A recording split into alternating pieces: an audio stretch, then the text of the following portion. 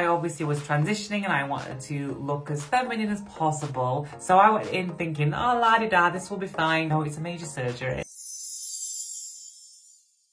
Hello and welcome back to the channel. My name is Alexis and I am a transgender woman and I share my life stories and transition on social media. And if you're on this video, maybe you're interested in getting this procedure done, or you're just curious as to what it is or how it works or why I got it basically. So as you've seen by the title, we're going to be talking about my lip surgery today. I'm going to show you some before and after pictures. I'm going to talk about the recovery, where I went, how much it cost, all that sort of stuff. We're going to get into it and why I did it basically. So let's just jump straight in. I have a lot of makeup on today. I've just filmed some makeup for another video. I didn't want to take it off because I thought it looked really pretty. So I look very OTT, but why not? Grab yourself a little drink, a cup of tea, a coffee, because someone said they drink coffee, not tea, or a glass of wine, and we'll just talk about it. So let's go. Woo! Backstory before I talk about the surgery itself. When I was younger, I used to get lip filler. I got a little bit carried away with it and they got a little bit big and a bit lumpy. This is pre-transition and I loved them, but they didn't look that great. And I realised that and I thought, do you know what? I just need to get this stuff out. I need to get it dissolved basically. So I decided to get everything dissolved and taken out about 3 or 4 years ago. So I have no filler at all in my face. Completely none. Then one day my friend was on holiday in the Peak District doing lots of walks and things like that, and I went up there. I went on for a walk. I didn't drink enough water and it's my own fault. There is going to be some images now of me after a slight accident I had, so if you're a bit grossed out or things like that, I'll try and give you warnings before I put the pictures on screen basically so you don't see them. But we went for this long walk and after the walk, I didn't feel very well. I just sort of crouched over and headbutted the concrete because I was dehydrated basically. And I cut all underneath my nose. It was a bit bad. But basically it was stitched back up. I was patched up and it was good. It was fine, but my lip was slightly uneven. One side was higher than the other due to the way that I'd cut it open. Fast forward. I then begin my transition and I start looking at potential surgeries that I might get one day. And don't get me wrong, I used to want a lot of surgery and I've not had that much and maybe I'll get more, I don't know, and we'll see. But I thought one of the surgeries I would like is something called a lip lift. The reason being, I used to have a really big distance from the bottom of my nose to my cupid's bow. This distance was really big and that is stereotypically a masculine trait, let's say. And because I obviously was transitioning and I wanted to look as feminine as possible, I thought that surgery might help me. And also it can correct the accident I had. I had a huge unsightly scar because of the accident and my lips were uneven. So it was like 2 birds with 1 stone basically. So I decided to get a lip lift procedure done. I believe it's called a bullhorn lip lift with the way that they make the incision. That's why it has that name. The point of the lip lift wasn't just to maybe make my lip a little bit bigger. It was to reduce this distance mainly, get rid of the scarring and even my lips out. And all of my teeth were hidden. So before, when I would talk, you wouldn't see any of my top teeth. And that, again, I don't want to say it's a masculine trait, but it doesn't help with my transition, basically. So my teeth are more visible now when I talk because of the lip lift procedure. Here is a picture of me before any filler, any surgery. Many years ago, my top lip was really, really fine and thin. And I also had a large distance between my, like I said before, the bottom of my nose and my upper lip. I then had the filler and then I had all that dissolved, but it didn't really go back to what my lips were before after it being dissolved because they'd been stretched out so much. And then I had the accident and then I decided to get the procedure done. So this is a little video of me literally outside the clinic before the procedure. I do still look very, very masculine and male. I know my facial hair and everything, my hair's a lot shorter. Obviously this is extensions, but my hair is like, where is it? That's my hair. This is my hair, but it was a lot shorter back then. So I got the procedure done back in September 2022 and I went to a clinic called Signature Clinic in Manchester, well, Rochdale, and the surgeon was Mark Gorman and he did a fabulous job and I'm very happy. It was only a day surgery, so you literally in and out and I could go home straight after, which was great. I had a few days off from work. We'll go into swelling and healing and recovery time in a moment as well. So for the procedure itself, I think it was around £2,500. Obviously, it might have increased since then with inflation and everything like that, but that's what I paid for the procedure. And I'm very happy with the results. I think it did help feminize me a lot. I'll put some like immediate before and afters as well whilst I'm talking so you guys can see what I mean.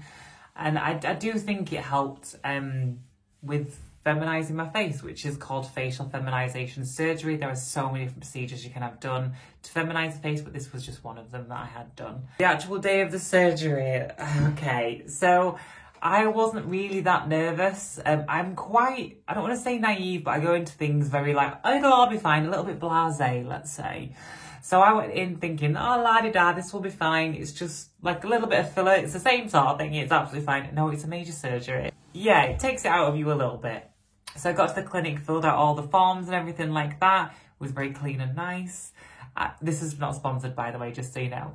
I'll also tag the clinic below if you want to have a look. They have a few different signature clinics around the UK. I discussed with the surgeon what my issues were. I explained that I had the unsightly scar from when I'd fallen over. I also explained my lip was uneven and I was getting the surgery as well because I wanted to feminize my face.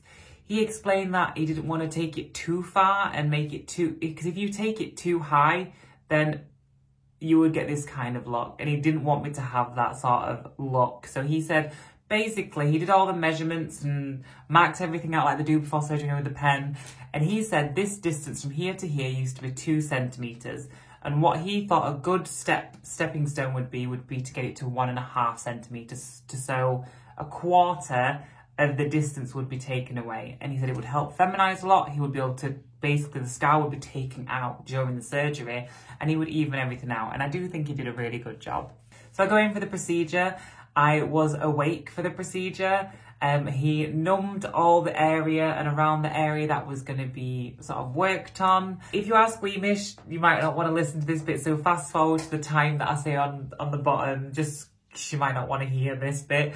So basically, they cut a bullhorn shape. So they go around the side of your nostril, they go inside your nostril, they go underneath, inside again, and then round up here as well. They then follow that line, but with a distance further away to get like a bullhorn shaped piece of skin and muscle. They then cut all that out. They then cauterize it, which basically burns it. I know it's gross. And then they take it away and they just lift everything up and glue it and stitch it back together. The scarring is very, very minimal. When I have makeup on, you don't see a scar at all. Without makeup, I just have a very fine white line. So that doesn't bother me. And I wear makeup every day anyway. So that really doesn't bother me at all. But I'm very happy with it. The healing was another thing. I thought it would be fine. I thought I would get a little bit of swelling for a couple of days and I'd be fine. No, my face blew up like a balloon. If you're just joining back in, because I told you to skip about the surgery, we're going to have some swelling photos. So they're not gruesome-ish. I just look crazy. So I swelled, and I swelled bad. My face, straight away, it started in the area, my top lip got really big, and then the swelling from the anaesthetic, it travelled into my cheeks, and I had these big chubby humps of cheeks, and then it came to my chin, and I had this huge chin, and then my body dissolved it all away. So after that, I was told that I couldn't wear makeup for 12 days on the scar, but I had to go back to work after a week, and I didn't want to go with no makeup on. Being a trans woman, makeup is a huge part, it wasn't, and is a huge part of my transition. It helps me feel comfortable, it helps me blend in more, and I think I passed better with makeup on, and I didn't want to go to work without it. So I just put makeup around the scar and avoided it until the 12-day mark. He said after 12 days, as long as you're cleaning the scar, after you take your makeup off, you can put makeup on. So that was great. Putting makeup on the scar for the first after the 12 days, for about a week or two, you could still see it under the makeup. And then after that, once the scabby bit fell off and the stitches all dissolved, because they were dissolvable stitches, it was fine. Like the makeup could completely cover it. It was red for a while, but then over time it just got lighter and lighter and lighter, and then now it's just a very faint white line. I do think it helped with the feminization of this portion of my face. So I would recommend the procedure if it's something you're looking into. It definitely gave me a huge confidence boost. That is basically everything on my lip lift surgery and the healing and the cost and everything. I absolutely love the results and I'm very, very happy with it. In regards to nerve damage and stuff, I don't think there is any. I haven't noticed anything, so all is good with that. Will I get more facial feminization surgery in the future? Possibly. yeah, I don't know. There's a few things that I wouldn't mind being a bit more feminine, but I'm not in any rush to. Something I would think about for a long time. I've spoke about my Adam's apple before. I do want that shaved down. I have a big brow bone. I'm not going to go into that too much in this video, but maybe in the future. But I'm in no rush to change anything. I still want to look like Alexis, so I don't know. We'll see. But that's basically my full journey. I hope you enjoyed listening. And if you have anything else you want me to talk about or any future video ideas, please let me know below. And I will see you guys in the next one. Bye.